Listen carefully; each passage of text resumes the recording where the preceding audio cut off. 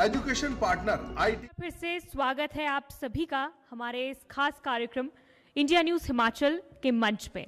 और चलिए India news Himachal के इस मंच कार्यक्रम को आगे बढ़ाते हैं और हिमाचल प्रदेश की राजनीति में कुछ ऐसे चेहरे भी हैं जिनसे आपकी आज चर्चा में हमारे साथ जो जुड़ेंगे, जो अपनी बेबाक राय के लिए, संगठनात्मक अनुभवों के लिए और जनहित के मुद्दों पर अपनी मुखर आवाज उठाने के लिए लगातार जाने जाते हैं। और राज्य की राजनीति हो या फिर विकास के मुद्दे हो या फिर संगठन की रणनीति हो, इन सभी में हिमाचल प्रदेश के भविष्य का जो विजन है वो नैना देवी से विधायक जो है रणधीर शर्मा जी, हर विषय पर उनकी एक अपनी स्पष्ट और एक अपनी अनुभवी राय जो है वो यहाँ पर मौजूद है। तो इसीलिए मैं आमंत्रित करना चाहूंगी रणधीर शर्मा जी को मंच पर, और मैं मेरे सहयोगी आयुष से रिक्वेस्ट करूंगी कि वो रणधीर शर्मा जी, जो कि भारतीय जनता पार्टी के हिमाचल प्रदेश के वरिष्ठ विधायक हैं, उनके साथ इस चर्चा को आगे बढ़ाएं। बहुत बहुत स्वागत है रणधीर जी आपका। तो शुक्रिया साक्षी। आज हम लोग शिमला में मौजूद हैं और बहुत सारे ऐसे विषय हैं शिमला और हिमाचल प्रदेश से जुड़े हुए जिस पर लगातार चर्चा जारी है और मेरे साथ जो खास मेहमान हैं उनसे ही चर्चा को आगे बढ़ाते हैं। सर, अब चूंकि 27 में बहुत अधिक वक्त नहीं है तो सीधे मेरा जो पहला प्रश्न है आपसे वो ये, क्या रणनीति है, क्या विजन है, किस चीज के साथ इस बार के चुनाव में जाएंगे आप लोग? देखिए, भारतीय जनता पार्टी हिमाचल प्रदेश की जो कांग्रेस सरकार है इसकी विफलताओं को बहुत बड़े स्तर पर मुद्दा बनाने वाली है। इस सरकार ने सत्ता में आने से पहले जो चुनाव में गारंटियां दी, वायदे किए, वो पूरे नहीं किए। कोई नई जनहित में योजना शुरू नहीं की, कोई विकास कार्य नया शुरू नहीं किया। उल्टा जो विकास के काम चल रहे थे वो ठप कर दिए, जो जनहित की योजनाएं थी वो बंद कर दी। इसलिए जो जन विरोधी सरकार बन गई है उसको हम जनता के बीच लेकर जाएंगे, क्योंकि हालात यहाँ तक पहुँच गए हैं कि आज जो सड़कें टूटी हुई है उनका पैच वर्क करने के लिए पैसे नहीं है। बसें खड़ी हो गई हैं क्योंकि टायर खरीदने के लिए सरकार के पास पैसे नहीं है। पानी के पीने के पानी लोगों तक नहीं आ रहा क्योंकि पाइप जोड़ने के लिए नहीं है। तो इतना जो छोटे छोटे काम विकास के होते हैं वो भी सरकार नहीं कर पा रही है। दूसरा, जो भ्रष्टाचार इस सरकार में फैला है, जिस तरह से मुख्यमंत्री कार्यालय से लेकर नीचे पटवारी कार्यालय के स्तर तक भ्रष्टाचार पनपा है, वो एक बहुत बड़ा मुद्दा है। फिजूल खर्ची और भ्रष्टाचार के कारण आज इस सरकार ने प्रदेश को आर्थिक दृष्टि से दिवालियेपन के कगार पर खड़ा कर दिया है। ये अपने आप में एक बहुत बड़ा मुद्दा है। और हिमाचल प्रदेश की बिगड़ती कानून व्यवस्था, जब से ये सरकार सत्ता में आई है लगातार कानून व्यवस्था बिगड़ती जा रही है। हत्याओं का दौर चल रहा है, दिन दहाड़े गोलीकांड हो रहे हैं, चाहे बिलासपुर हो, चाहे बद्दी हो, चाहे ज्वाली हो, चाहे शिमला हो। अब तो दिन दहाड़े पुलिस के सामने चौक चौराहे पर बिलासपुर जैसे स्थान पर कुल्हाड़ी कांड हो रहा है। डिस्ट्रिक्ट कोर्ट डीसी ऑफिस के 100 मीटर की दूरी पर दिन दहाड़े गोलियां चल रही हैं और दोषियों को बचाने वाले कोई और नहीं, इसी कांग्रेस सरकार के कर्णधार शामिल हैं। चिट्टे की बात अगर की जाए तो आज हिमाचल प्रदेश के ट्राइबल एरिया तक चिट्टे की मार हो गई है। हमारे नौजवान इस बीमारी से ग्रस्त हो गए और सरकार छोटे छोटे लोगों को पकड़ने कर अपनी पीठ थपथपाती है, जबकि जो बड़े इसके सौदागर हैं, बड़े व्यापारी हैं, उन पर हाथ नहीं डालती। क्यों? क्योंकि उनको भी कांग्रेस सरकार के कर्णधारों का संरक्षण प्राप्त है। इसी तरह अवैध खनन की बात हो, अवैध कटान की बात हो, पूरी तरह से प्रदेश में माफिया राज ने आज शिकंजा कसा हुआ है। बहुत सारे मुद्दे तो आपने बहुत बताए। बड़े मुद्दे जी जी, बहुत सारे मुद्दे बताए और चूंकि जब विपक्ष में आप लोग हैं तो मुद्दे तो जाहिर है कि बहुत सारे आपके पास हैं। लेकिन प्रश्न ये है, जब आप लोग आर्थिक स्थिति की बात करते हैं, क्योंकि सारी चीजें रूट कॉज में वहीं शुरू होती है। जैसे आपने कहा डेवलपमेंट नहीं हो रहा है क्योंकि फंड्स की कमी है या आर्थिक मैनेजमेंट या मिसमैनेजमेंट जिसको आप लोग कहते हैं। सरकार अगर आप लोगों की बनती है, क्योंकि जनता के जहन में यह सवाल आता है, जब आप कहते हैं कि आर्थिक स्थिति प्रदेश की सही नहीं है, तो आपका विजन क्या है? आप प्रदेश की जो आर्थिक स्थिति खराब जिसको आप बताते हैं उसको बदहाली से अच्छी और कैसे लेकर के जाएंगे, इसका क्या विजन है, क्या रोड मैप है? देखिए, एक तो हिमाचल प्रदेश में जो फिजूल खर्ची है, जिस तरह से इस सरकार के समय उस फिजूल खर्ची को बढ़ाया गया है, ऐसा नहीं है कि हिमाचल प्रदेश की आर्थिक स्थिति बिगड़ी है, इन्होंने बिगाड़ी है। आज मुख्यमंत्री जी अपने मित्रों को चेयरमैन वाइस चेयरमैन बना रहे हैं, उनकी फौज खड़ी कर रहे हैं, आए दिन उनके मानदेय में बढ़ोतरी कर रहे हैं, उनको पूरी सुख सुविधाएं दी जा रही हैं। आज मुख्यमंत्री के कार्यालय बनाने पर करोड़ों रुपए खर्च हो रहे हैं, मंत्रियों के कार्यालयों की साज सजावट पर करोड़ों रुपए खर्च हो रहे हैं, उनकी कोठियों की सजावट पर करोड़ों रुपए खर्च हो रहे हैं। आप इस तरह से फिजूल खर्ची कर रहे हैं, जिसके कारण विकास प्रभावित हो रहा है।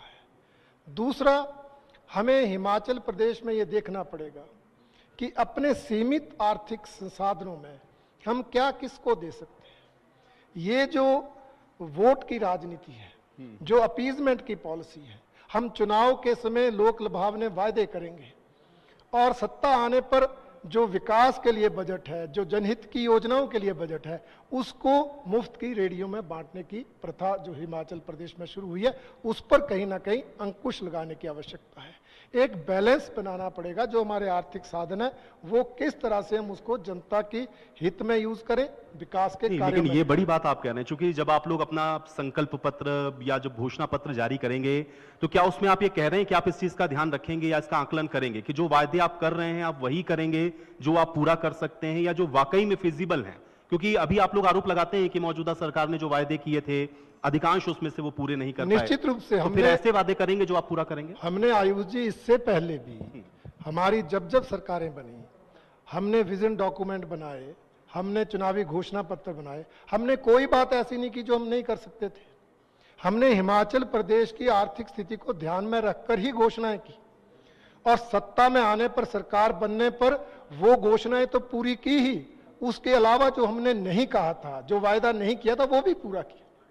इस सरकार की तरह नहीं कि चुनावी गारंटियां तो दे दी, हर महिला को 1500, हर परिवार का 300 यूनिट बिजली का बिल मुफ्त में आएगा जी, 100 रुपए लीटर दूध खरीदा जाएगा जी, 2 रुपए किलो गोबर खरीदा जाएगा जी। और जब सरकार बन गई तो अब तो हमारा खजाना खाली है, अब हम कुछ कर नहीं सकते और जो करना चाह रहे हैं उसके लिए फिर विकास प्रभावित हो रहा है। तो हमने पहले भी यही किया, आगे भी यही करेंगे। प्रदेश की जो आर्थिक स्थिति है उसको ध्यान में रखकर हम क्या कर सकते हैं, उसी तरह के हमारे वायदे होंगे, उसी तरह के हमारी घोषणाएं होंगी। अब सर, आपकी कॉन्स्टिट्यूएंसी के बारे में भी मैं थोड़ा जानना चाहूंगा, क्योंकि अब आपको वहां की जनता ने चुना, अब जाहिर है कि सत्ता भी दूसरे पार्टी के पास में है। क्या जो आप लोगों ने वादा किया था या आपने अपनी कॉन्स्टिट्यूएंसी से जो वादा किया था उनको आप पूरा कर पाए? क्योंकि आपको भी अपना रिपोर्ट कार्ड रखना होगा जब जनता के बीच में आप जाएंगे। तो क्या हुआ है, क्या ऐसा है जो अभी आपके जहन में है, आपको लगता है जो बाकी बचा हुआ वक्त है उसमें आप प्रयास करेंगे कि आप उसको पूरा करें? नहीं, देखिए, हमने प्रयास किया है, हमने वायदे तो किए थे सड़कें बनाने के, हमने विधायक प्राथमिकता में सड़कें और लोक निर्माण विभाग के अधिकारियों से उनकी डीपीआर बनवाई, फॉर्मेलिटीज पूरी की। परंतु हमारी वर्तमान सरकार जब वो विधायक प्राथमिकता की सड़कों की डीपीआर नाबार्ड में गई तो उनकी सैंक्शन नहीं होने दे रही है। हमारे मुख्यमंत्री ने एक नई रिवायत शुरू कर दी। पहले था कि नाबार्ड में जो पहले डीपीआर गई वो पहले सैंक्शन होती थी। वर्तमान मुख्यमंत्री जी ने नाबार्ड की मीटिंग से पहले एक रीप्रायोरिटाइज करने का लेटर चला जाता है, पत्र चला जाता है, उसके आधार पर वो अपने ही कुछ चुनिंदा विधानसभा क्षेत्रों के लिए वो पैसा सैंक्शन कराते हैं। हमने उसके खिलाफ आवाज मुखर की है, विधानसभा में भी मुद्दा उठाया है और विधानसभा सत्र के दौरान, और हम क्षेत्र में भी इस मुद्दे को लेकर आंदोलन कर रहे हैं। और हमने कोशिश की है केंद्र सरकार से हमने प्रधानमंत्री ग्राम सड़क योजना के अंतर्गत अपने विधानसभा क्षेत्र की 8 प्रमुख सड़कों को इस दौरान जो है पैसा सैंक्शन कराया। जो कुछ काम पूरे हो गए, कुछ पर काम चला है। 80 करोड़ रुपए से एक सेंट्रल रोड फंड से जो है वो सड़क का निर्माण जो है, अपग्रेडेशन जो है वो की जा रही है। इसी तरह से पीने के पानी के लिए 66 करोड़ रुपए का प्रोजेक्ट केंद्र से हम लेकर आए हैं और एक और प्रोजेक्ट की सैंक्शन हमें जल्दी ही मिलने वाली है। हम कोशिश कर रहे हैं, परंतु वर्तमान हिमाचल प्रदेश सरकार इस दृष्टि से बिल्कुल सहयोग नहीं कर रही है। हमारे विधानसभा क्षेत्र के बस रूट बंद किए जा रहे हैं। हमारे विधानसभा क्षेत्र के अंदर जो फंक्शनल पोस्टें हैं वो खाली हो रही हैं, डॉक्टर्स के पद खाली हैं, जेईज के पद खाली हैं। हम बार बार विधानसभा सत्र में मुद्दे उठाते हैं, परंतु सरकार उस ओर ध्यान नहीं देती। अब हमने इन मुद्दों को लेकर आंदोलन का रुख अपनाना शुरू किया है। सर एक चीज और जानना चाह रहा हूं, चूंकि रिपोर्ट कार्ड पर आपने कहा कि जो आप कर सकते थे वो आपने कोशिश करी, प्रयास किया, चूंकि अब सरकार का उस तरीके से आपको सहयोग नहीं मिला तो बहुत सारी चीजें अभी भी अधूरी हैं। लेकिन इसके साथ साथ जब जनता के बीच में आप जाएंगे तो क्या आपको लग रहा है कि ये कन्विंसिंग होगा? और साथ में एक और जो बड़ा विषय यूथ का रहता है, जिसमें यूथ को क्या आप एम्प्लॉयमेंट दे पाए, या आपके क्षेत्र में क्या कोई ऐसी इंडस्ट्री या कोई इस तरीके की चीज हुई जिससे कुछ एम्प्लॉयमेंट जनरेट हो पाए? क्या उस दिशा में कुछ काम हो पाया है, या कैसे आप इस चीज को फिर मैनेज करेंगे और क्या बताएंगे जनता को कि जनता फिर से आपको वोट करे आपकी कॉन्स्टिट्यूएंसी में? देखिए, जब मैं पहली बार विधायक बना था तो हमने, जो आदरणीय अटल जी ने उस समय एक औद्योगिक पैकेज हिमाचल को दिया था, उस दौरान कई नए उद्योग हमारे विधानसभा क्षेत्र में लगे थे और जिसके कारण वहां के स्थानीय लोगों को रोजगार भी मिला था। फिर कांग्रेस की सरकार आई, औद्योगिक पैकेज की समय सीमा कम करके उसको हटा दिया, तो कुछ उद्योग चले गए, कुछ अभी भी हैं। इस कारण लोगों को विश्वास है कि जब भारतीय जनता पार्टी की सरकार आएगी और इन्हें हम दोबारा जिताएंगे तो औद्योगिक क्षेत्र में उद्योगपतियों को इंसेंटिव देकर उद्योग लगाए जाएंगे ताकि बेरोजगारी को दूर किया जा सके। और इसके साथ साथ उसी समय हमने विकास कार्य जो किए थे, चाहे सड़कों को लेकर, सिंचाई का 100 करोड़ का प्रोजेक्ट बनाकर, चाहे हमने बटालियन वहां पर खुलवाई थी, आईपीएच का सब डिवीजन वहां पर खुलवाया था, डिवीजन वहां पर खुलवाई थी, ऐसे अनेक काम हमने अपनी सरकारों के समय किए हैं। इसलिए जनता जानती है कि जब इनकी सरकार होती है तो ये अथाह विकास विधानसभा क्षेत्र में करवाते हैं, युवाओं को रोजगार देने का प्रबंध करते हैं। इसमें सरकार हिमाचल प्रदेश में ऐसी है जो विपक्ष के विधायकों का तो क्या, वो जो कांग्रेस पार्टी के विधायक हैं वो भी इस सरकार से दुखी हैं, क्योंकि उन विधायकों के भी विधानसभा क्षेत्रों में काम नहीं हो पा रहे हैं, उनके विधानसभा क्षेत्रों में भी युवाओं को रोजगार नहीं मिल रहा है, क्योंकि इस सरकार की नीतियां ऐसी हैं। औद्योगिक पैकेज तो अटल जी ने दिया था, परंतु इस सरकार ने तो बिजली की रेट बढ़ाकर 20% बढ़ोतरी करके उद्योगपतियों को जो हिमाचल में सस्ती बिजली मिलती थी उससे भी रोक दिया। यहां तक कि जो यहां पर हमने मेडिकल डिवाइस पार्क के लिए जमीन दी थी वो भी देने से मना कर दिया। अब वो आता तो कितना रोजगार मिलता। बल्क ड्रग पार्क जो हमारी सरकार ने दिया था वो आज तक बनकर तैयार होना चाहिए था। 1000 करोड़ रुपए का बजट था, परंतु अभी तक सरकार उसमें 102 करोड़ रुपए खर्च कर पाई है। ये सरकार कब वो जाकर पूरा होगा? इसलिए लोगों को विश्वास है कि भारतीय जनता पार्टी की सरकार आएगी। उनका क्लियर विजन है कि युवाओं को सरकारी नौकरियां किसी सीमा तक दी जा सकती हैं, परंतु बाकी युवाओं को रोजगार देने के लिए प्रदेश में उद्योग लाने पड़ेंगे, औद्योगिकरण को बढ़ावा देना पड़ेगा, इन्वेस्टमेंट बढ़ानी पड़ेगी। ये हमने पहले भी करके दिखाया है और आगे भी करेंगे। इस बात से लोग कन्विंस होते हैं, युवा हमारे साथ जुड़ते हैं। सर, चूंकि आप युवाओं की बात कर रहे हैं, आप रोजगार की बात कर रहे हैं, तो जाहिर है एक बहुत बड़ा प्रदर्शन अभी हम लोगों ने देखा दिल्ली में हुआ। केंद्रीय शिक्षा मंत्री को उसके लिए इस्तीफा तक देना पड़ा। एक जो परसेप्शन दिखा या जो बना, जिसमें यह भी कहा गया कि केंद्र की सरकार को झुकना पड़ा, शिक्षा मंत्री का इस्तीफा तक आपको करवाना पड़ा, क्या वो इंपैक्ट कहीं हिमाचल प्रदेश के अंदर 2027 में आता हुआ आपको दिखेगा? क्योंकि देश का जेनजी, देश का युवा सब तरीके से इंटरनेट के जरिए कनेक्टेड है, देख रहा है इन चीजों को। क्या ये इंपैक्ट डालेगा या क्या कहना चाहेंगे इस प्रदर्शन को लेकर? फिर आप देखिए, हमारी पार्टी इस देश के विकास में, विकसित भारत के संकल्प में युवाओं की भूमिका को पूरी तरह समझती है। हम जानते हैं इस देश के उत्थान के लिए जहां युवाओं के जोश की जरूरत है, वहीं जो बड़े लोग हैं उनके होश की भी जरूरत है। इस दृष्टि से हम तो हमेशा कहते आए हैं, तलवारों की धारों पर इतिहास हमारा चलता है, जिस ओर जवानी चलती है उस ओर जमाना चलता है। ये कहने वाले हम ही लोग हैं। हम युवाओं की भूमिका को पहचानते हैं, पर आवश्यकता है युवा देश हित में और जनहित में काम करें। जब युवा अपने रास्ते से भटकेगा तो निश्चित रूप से देश का भी नुकसान होगा, जनता का भी नुकसान होगा। इसलिए देश हित, जनहित को ध्यान में रखकर युवा शक्ति आगे बढ़े, इसके लिए हमारी पार्टी भी, हमारी सरकारें भी प्रयासरत हैं। शिक्षा मंत्री का इस्तीफा कराना झुकने की बात नहीं है, ये युवाओं का सम्मान है। ये इसलिए आवश्यक है कि युवाओं द्वारा एक मुद्दे को लेकर शुरू किया गया आंदोलन जो भटक गया था, जो देश विरोधी सनातन विरोधी दिशा की ओर बढ़ रहा था उस पर रोक लग जाए। इस दृष्टि से अगर वो इस्तीफा कराना पड़ा तो वो झुकने की बात नहीं है, परंतु हम उसके बावजूद भी युवाओं की भूमिका को पूरी तरह से समझते हैं और सरकार और संगठन में हम युवाओं को पूरा स्थान देते हैं। नहीं, तो आपको लगता है कि वो एक देखा- नाराजगी नहीं थी? क्योंकि अगर आपने नाराजगी नहीं थी तो इतना सारा युवा कैसे वहां पर एकत्रित हुआ? नहीं, मैंने और ये उसमें नहीं- हिमाचल का भी था, तो क्या आपको नहीं लगता कि वो आपसे यहाँ प्रदेश में भी जो एक्सपेक्ट कर रहा होगा, या अगर आपकी किसी नीति रीति से उसकी नाराजगी होगी तो वो नाराजगी उस इस्तीफे के बाद हट गई, धुल गई, या अभी भी अगर वो बरकरार होगी तो आपको डेंट करेगी इस बार के चुनाव में? नहीं, देखिए, नाराजगी तो जब नीट का पेपर दोबारा हुआ और उसमें लोग ने वो टेस्ट दिया और सिलेक्ट हुए, नाराजगी तो काफी हद तक तब भी दूर हुई थी, परंतु एक मुद्दे को लेकर आंदोलन शुरू हुआ, सरकार ने उनकी बात को माना, तो निश्चित रूप से नाराजगी तो दूर हुई है। परंतु हमारा मानना है कि युवाओं की सहभागिता हमें निर्णय प्रक्रिया में भी लेनी पड़ेगी, देश के विकास में भी लेनी पड़ेगी, और वो हमने किया भी है। आज हमने देखा कि हमारे पार्टी के राष्ट्रीय अध्यक्ष 45 युवा है। आकलन करेंगे कि जो एक युवाओं को पूरा कर सकते हैं या जो वाकई में फिजिबल है। देश से लेकर प्रदेश स्तर तक होता आया है, आगे भी होगा, और युवा देश हित और जनहित में भारतीय जनता पार्टी का साथ देगा, ये मैं विश्वास के साथ कहता हूँ। सर, हालांकि हिमाचल की अगर हम लोग परिपाटी देखें तो एक बहुत लंबे समय से अमूमन हम लोग ये कहें कि 5-5 साल के बाद यहाँ हम लोग देखते हैं कि सत्ता बदलती है। ये बड़ा कारण आप मानते हैं कि आपको लग रहा है कि इस बार अब जब विधानसभा के चुनाव होंगे तो उसमें भारतीय जनता पार्टी का पक्ष ज्यादा मजबूत है, या कुछ खामियां आपको इस बार मौजूदा सरकार में लगती हैं, आपको लगता है कि ये ज्यादा बेहतर तरीके से काम कर रही है, इसलिए आप इतना आश्वस्त होकर कह पा रहे हैं कि जनता इस बार आपको मौका देगी? नहीं, देखिए, दोनों बातें हैं।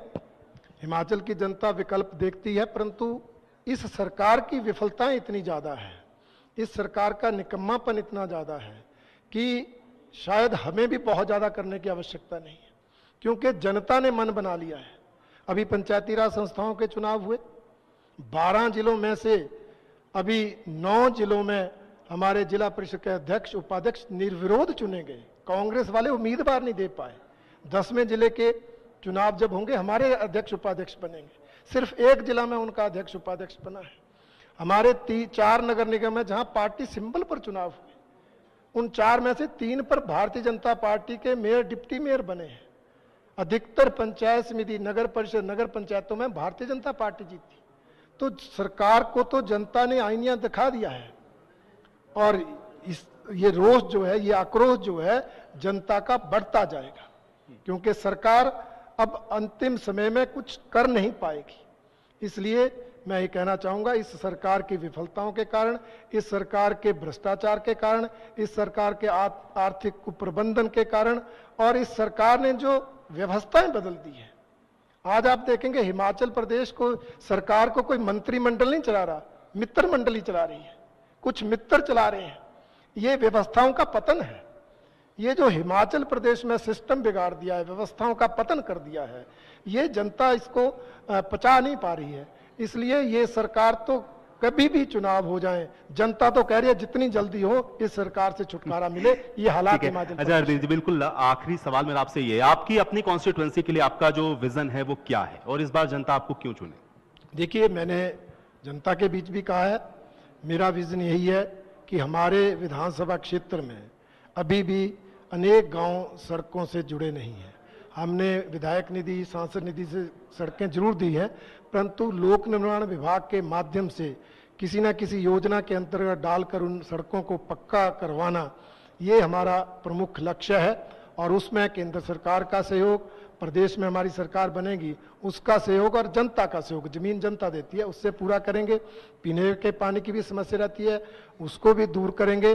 स्वास्थ्य और शिक्षा के क्षेत्र को मजबूत करेंगे। जो वर्तमान सरकार के दौरान इन दोनों क्षेत्रों की जो अनदेखी हुई है, उसमें उसको दूर करते हुए डॉक्टर्स और टीचर्स की उपलब्धता करवा के हम जो इस सेक्टर को है वो मजबूत करेंगे, और फिर युवाओं को रोजगार मिले, इसके लिए क्षेत्र में नया इंडस्ट्रियल एरिया, जिसकी प्रपोजल मैंने इस सरकार को भी दी है, नया इंडस्ट्रियल एरिया बनाकर, नए उद्योग लगाकर, निवेश लाकर युवाओं को रोजगार देने का भी प्रबंध किया जाएगा।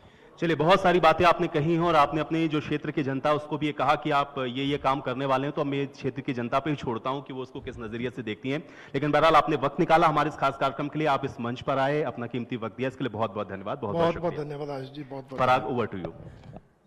धन्यवाद आयुष, बहुत धन्यवाद रणधीर जी।